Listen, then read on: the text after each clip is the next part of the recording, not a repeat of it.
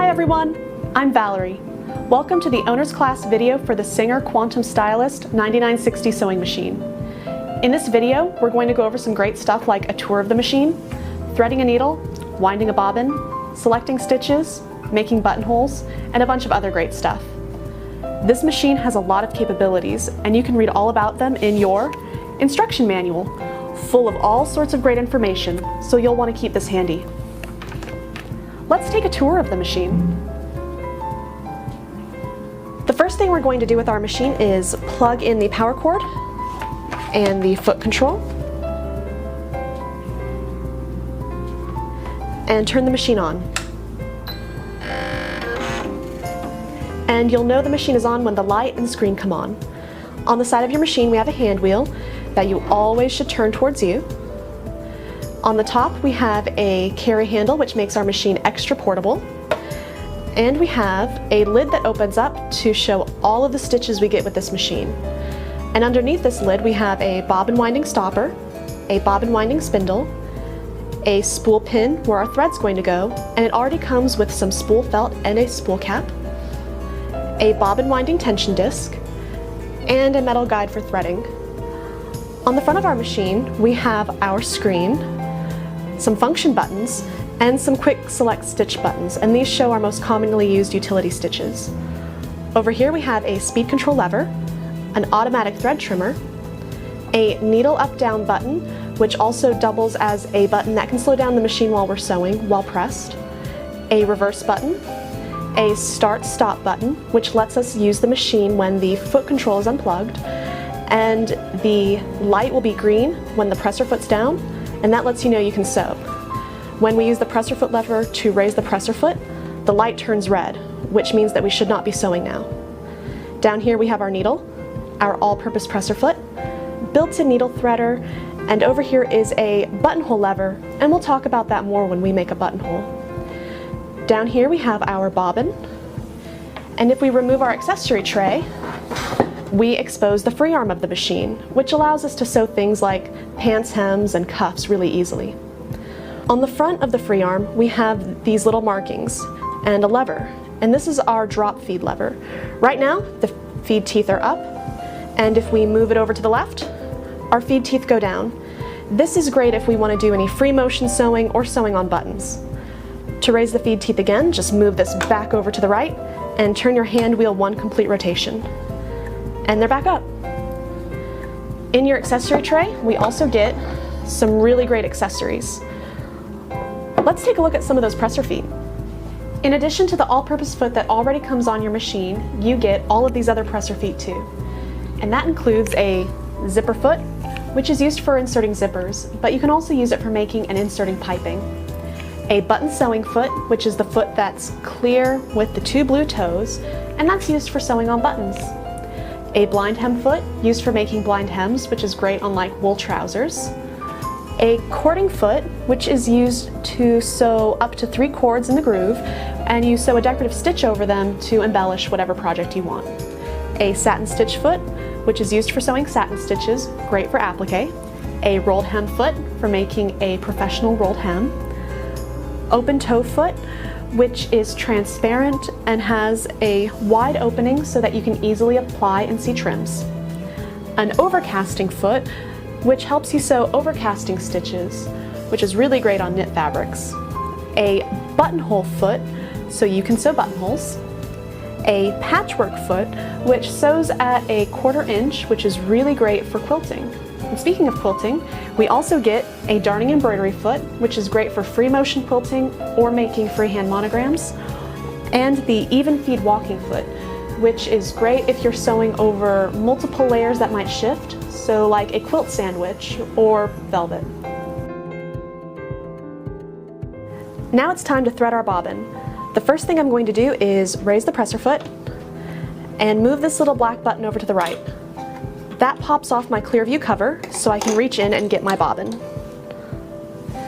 This machine uses class 15 transparent bobbins, so if you need to go to the store and buy more bobbins, make sure they're a transparent class 15. Otherwise, they're not going to work in the machine very well. Now we're going to put our spool of thread in the machine, so remove the spool cap and put your thread on the spool pin. cap it off. Bring your thread over to where it says number 1, and bring it under that, and then bring it to this metal thread guide and around. Now you're at the bobbin winding tension disc, so bring the thread under this little finger looking area and bring it back and around the bobbin winding tension disc, and make sure the thread's secure underneath. Now come over to your bobbin winding spindle and put the thread into the bobbin and out a hole on the top. Grab the tail and snap the bobbin onto the spindle, and make sure it's all the way on, or the thread could possibly wrap around the spindle, and that's kind of a pain to get off. Move the spindle over to the right, and that engages the bobbin winding mode, and you can also see that on your screen. Either press the foot control, or if your foot control is removed, you can use the start-stop button to begin winding. When the thread tail is buried, clip the thread on top, flush with the top, and wind the bobbin until you are satisfied with how full it is, or until it is full.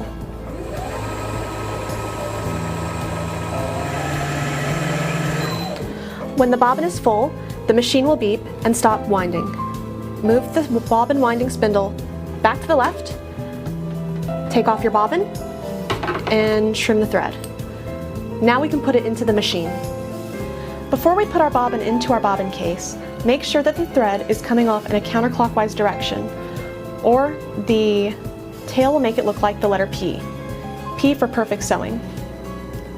Put the bobbin into the bobbin case, lightly hold the top of your bobbin with your finger, and bring the thread under this metal piece, and lay it off to the side. Snap on your clear view cover, and we're ready to thread the upper thread. If you just wound a bobbin, the top of your machine probably looks like this. I'm going to remove the thread back towards the spool pin, and I'm going to start over. So number 1, I'm going to go under here. I'm going to bring it around number 2, down number 3, U-turn at number 4, and another big U-turn at number 5, and back down to 6. Then I'm going to place my thread into the metal guide right above the needle. Use my finger to push down on the built-in needle threader and bring the thread under the hook and over. Now there are prongs encompassing the needle, so bring the thread in between those prongs. Hold the thread so that there's some light tension and release the built-in needle threader. Now there's a little loop behind your needle, and pull it. Now your needle's threaded. But there's one last thing I want to do. I want to draw up the bobbin thread. So hold the upper thread in your hand and turn the hand wheel towards you 1 complete rotation. And when I pull on the upper thread, I see another loop. That's my bobbin thread. So I'm going to pull that up and put both threads underneath the presser foot. Now we're ready to test sew. Now I'm ready to test and make sure I threaded the machine properly. When I turned the machine on, it already selected a straight stitch. So all I need to do is place my fabric underneath the presser foot, lower it, and begin sewing. The needle will stop in the down position, so press your needle up down button, and that raises the needle to the highest position. But on this machine we also have an automatic thread trimmer, so I'm going to press that button, raise the presser foot, and it automatically trimmed my thread. It looks good on the top and the bottom, so my machine is threaded properly and I'm ready to sew my project. However, if I'd sewn and it looked like this on the top, but this mess on the bottom, it means that I probably didn't thread my upper thread properly. Rethread your machine and check your manual. Now let's sew a seam. Now I'm ready to sew a seam on my project. My machine is already set for the straight stitch, which we can see on our screen, and I also see an icon that looks like a presser foot with the letter A on it. That's our all-purpose foot, which is already on the machine. When I go to my needle plate, I see all of these lines and measurement markings, such as 3/8 and 5/8. 5/8 is a very common seam allowance, so I'm going to line up my fabric with that line. Lower the presser foot,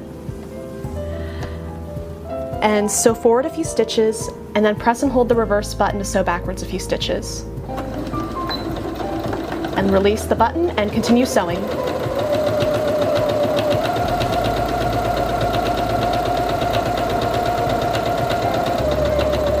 When you reach the end of your fabric, press and hold the reverse button to sew backwards a few stitches.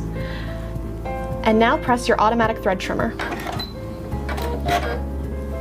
Raise your presser foot. And here's our lovely seam. I did a reverse stitch at the beginning and end to make sure that the seam doesn't unravel. Now let's work on some other stitches. Before we start sewing a new stitch, let's take a look at the front panel of our machine. On the front we have some function buttons, and on the side we have some of our most commonly used utility stitches. Whenever I press them, the stitch changes and we can see an illustration of the stitch as well as what presser foot to use. I'm going to go back to the center straight stitch, and on my screen I see these two black boxes. One has a zigzag and some straight lines, and one looks like a double helix. I'm going to press the button under the one that has the zigzag, and what that will do when I'm in straight stitch mode is change my stitch length or change my needle position.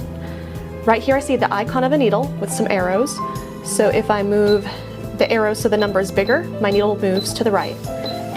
And if I make the number smaller, the needle moves to the left. When I'm back at the default setting, a black box will show up on my numbers. And I can also change stitch length. To get out of this menu, press the button under this little clear arrow.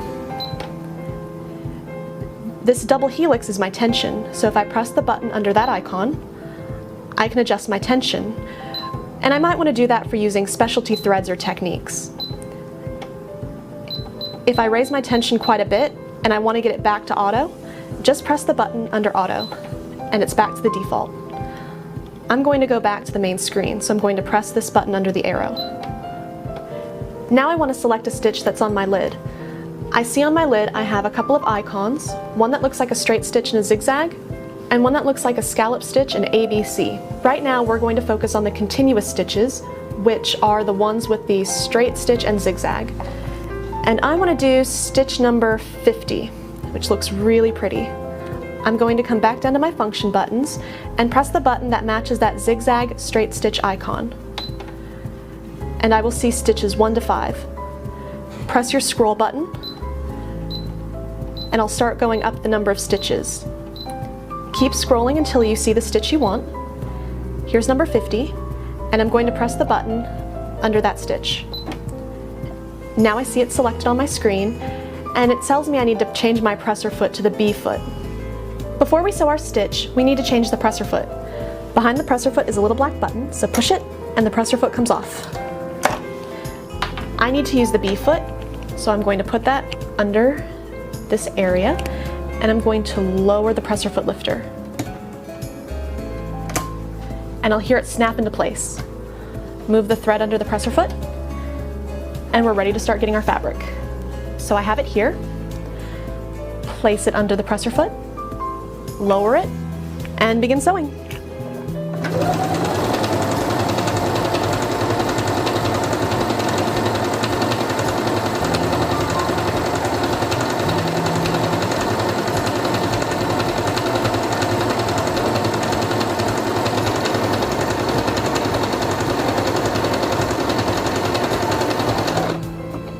Once I reach the end of my fabric, I'm going to press the automatic thread trimmer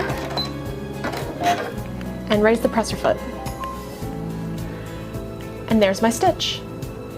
Now I'm going to come back to my screen and press the function button under the icon that looks like a zigzag. Now I can change my stitch width and stitch length. First, I'm going to narrow my stitch width, and I'm going to set it to number 4. Let's try that one out. Put your fabric under the presser foot, lower it, and begin sewing.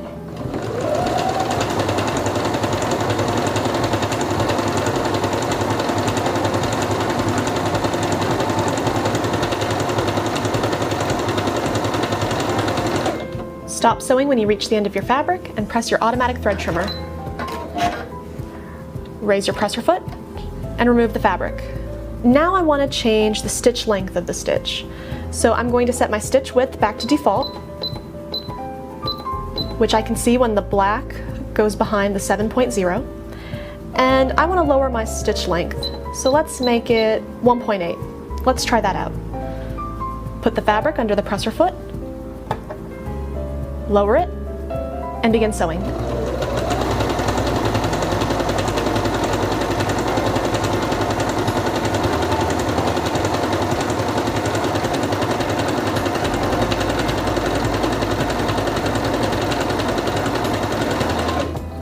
Stop sewing at the end of your fabric and press the automatic thread trimmer, and raise the presser foot. And here's our stitch out, showing the default stitch, the stitch where we made it more narrow, and the stitch where we shortened the stitch length. Now let's check out our programmable stitches. To view my programmable stitches, I'm going to come up to the lid and go to the icon that looks like a scallop stitch and ABC. And there I can see all of my programmable stitches. To select that mode, go down to the function buttons and press the one that looks like a scallop stitch and ABC. And now I see some of those stitches. I also see a presser foot icon with the letter B, which means I need to use my satin stitch foot. If I press that ABC button again, I see my alphabet stitches. And every time I press this button, I can scroll through one of my 5 alphabets. I want to stitch out Val Sews because my name is Val and I like sewing. But I also want to add some hearts in it because I really like sewing.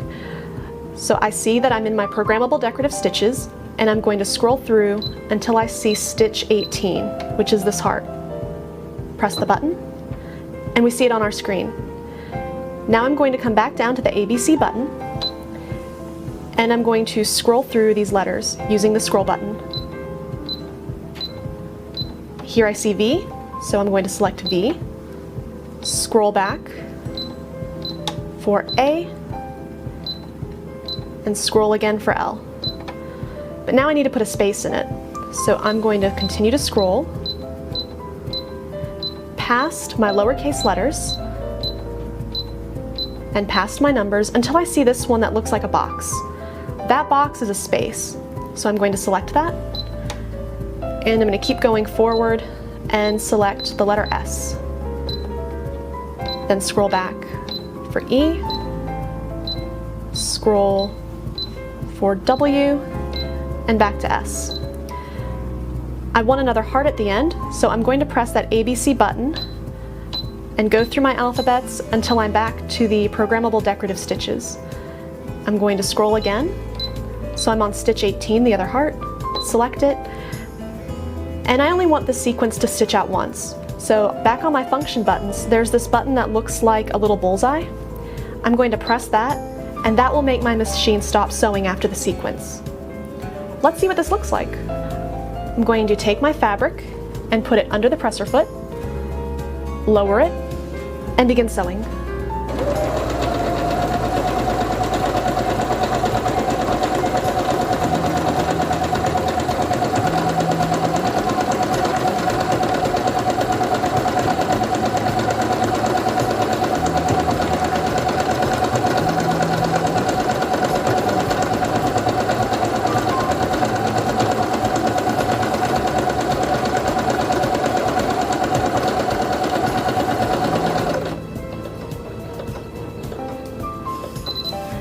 The machine will stop sewing after the sequence, and then I'll press the automatic thread trimmer and raise the presser foot.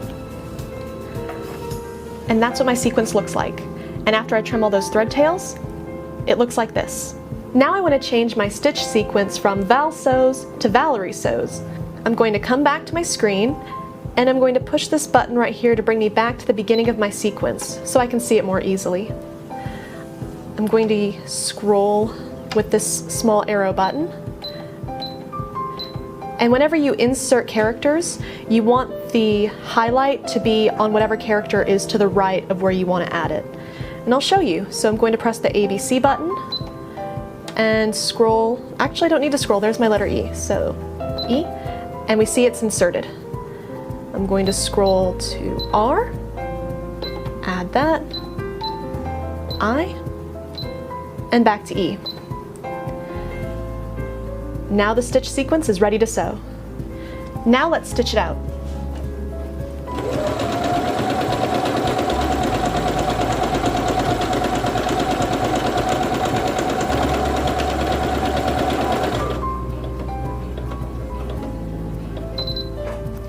Press the automatic thread trimmer, raise the presser foot, and here's our new sequence. Now let's check out elongation stitches. This machine has a great feature called stitch elongation. But what does that mean, and how does that differ from stitch length? Here I have a scallop stitch that was stitched on the default setting at 1 times elongation. And here we have it at 2 times, 3 times, 4 times, and 5 times. How this differs from stitch length is that even though the stitch gets longer, we still maintain the density of the stitch. Here's an example where I just changed the stitch length, and you'll notice that the stitches get further apart. So we're going to focus on how to do stitch elongation. On your lid, you will see that some of your stitches have an icon that shows ×2 or ×5. And there's also a little legend to the side that shows that your continuous stitches, certain ones have the ×2, which means they'll elongate up to 2 times, and some of your programmable stitches can elongate up to 5 times. Let's try sewing out that scallop stitch. To select the scallop stitch, press that ABC button that selects your programmable stitches, and I see that it's number 1, so I'm going to select that. Now I'm going to press the edit button, and I see these icons. This one is for elongation, and it's already on ×1, so let's stitch it out.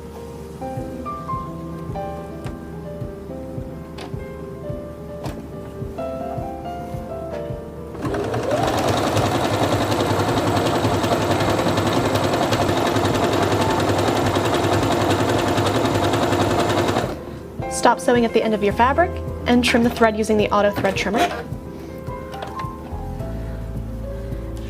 Now I want to elongate it by 2. So I'm going to press my edit button again, and I'm going to press this elongation icon so that I see ×2. And then I'm going to stitch again.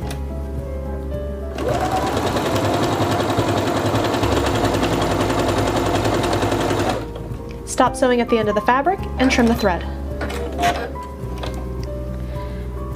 Now let's sew it by 3 elongation. So press the edit button, press the button that corresponds with the icon so it says ×3, and begin sewing again.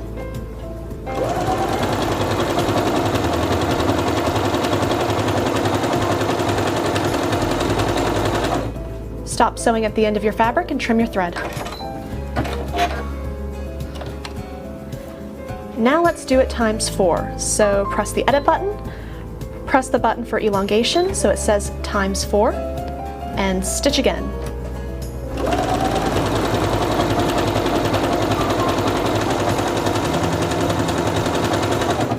Stop sewing at the end of your fabric and trim your thread. Okay, one more time now. Let's do some elongation. Press the edit button and press the button so it says elongation ×5, and stitch it out.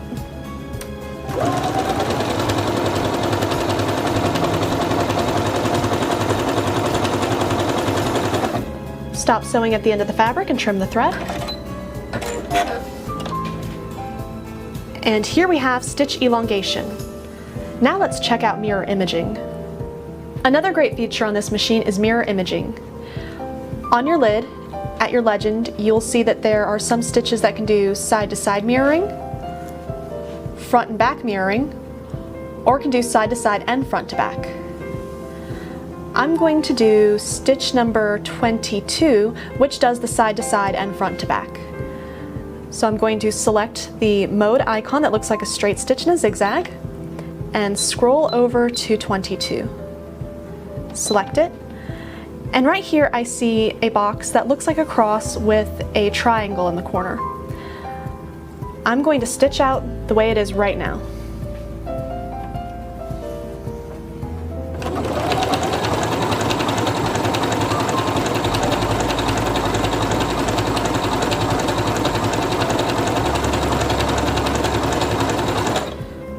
Stop sewing at the end of the fabric and trim the thread. Now I'm going to press the button for this icon to show side-to-side mirror imaging. And I'm going to sew again to see what it looks like.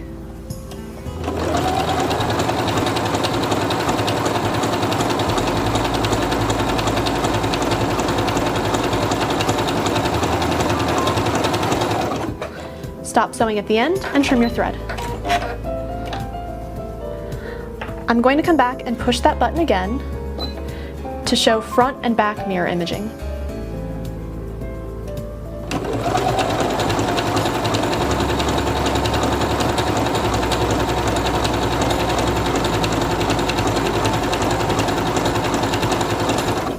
Stop sewing at the end of the fabric and trim the thread. And one more time now, I'm going to press that mirror imaging button, and I see that it's mirrored to the side and mirrored forward back. So I'm going to stitch that one out.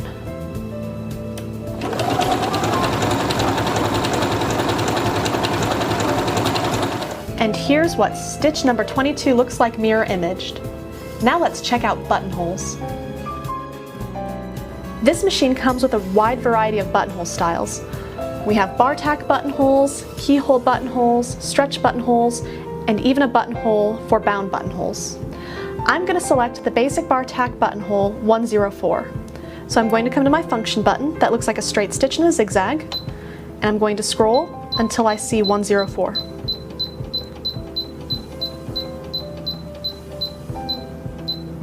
And I'm going to select the stitch, and my screen is telling me that I need to attach the buttonhole foot. But first, I'm going to go to my fabric, which is the same fabric I'm going to use on my project, and I'm going to mark the top of the buttonhole. And then I'm going to make a guideline. I highly recommend sewing on a piece of scrap fabric like your project before sewing on your actual project. So here's our buttonhole foot, and this particular buttonhole foot comes with an underplate, which sandwiches our fabric and helps prevent any slipping of the fabric. I'm going to pull down on this top part, insert my button, and push it back up. Now it's going to sew the right size for my button. Remove the presser foot that's on the machine and attach the buttonhole foot. And sometimes the feed teeth kind of grab onto it, so just wiggle it around until you get in the right position where you can lower this and snap the foot into place. Then lower the buttonhole lever between the two white pieces. Take your fabric and line the top part of your marking so that it's in this hole. Lower the presser foot and begin sewing.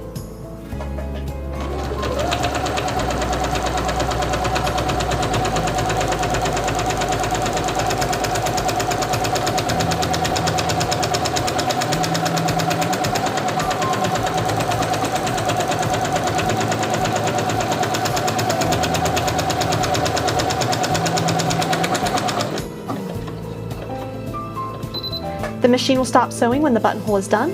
Press the automatic thread trimmer. Raise the presser foot. And here's your buttonhole. Now I need to open up my buttonhole so I can put my button through it. Take a pin and insert it at the top of the buttonhole. This way, we don't slice through the bar tack. In your accessory tray is a seam ripper, and this is also super useful for opening up buttonholes. Insert it at the bottom, and carefully work your way up to the top.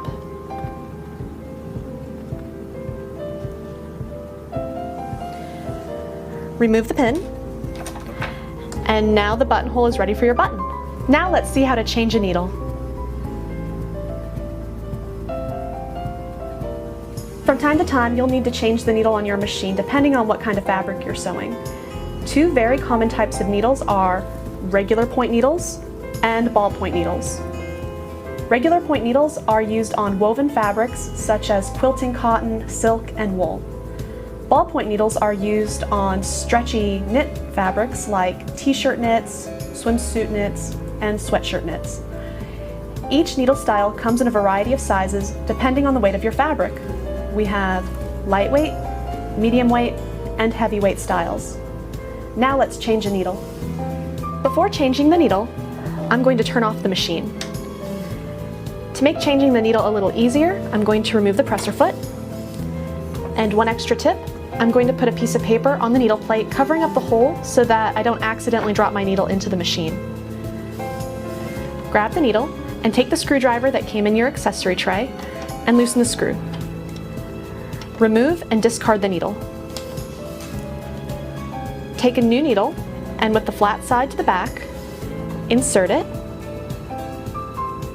as high as it will go and tighten the screw. And we've changed a needle. That's our video. Thanks for watching. For more information, please check out your instruction manual or the Singer website. Happy sewing!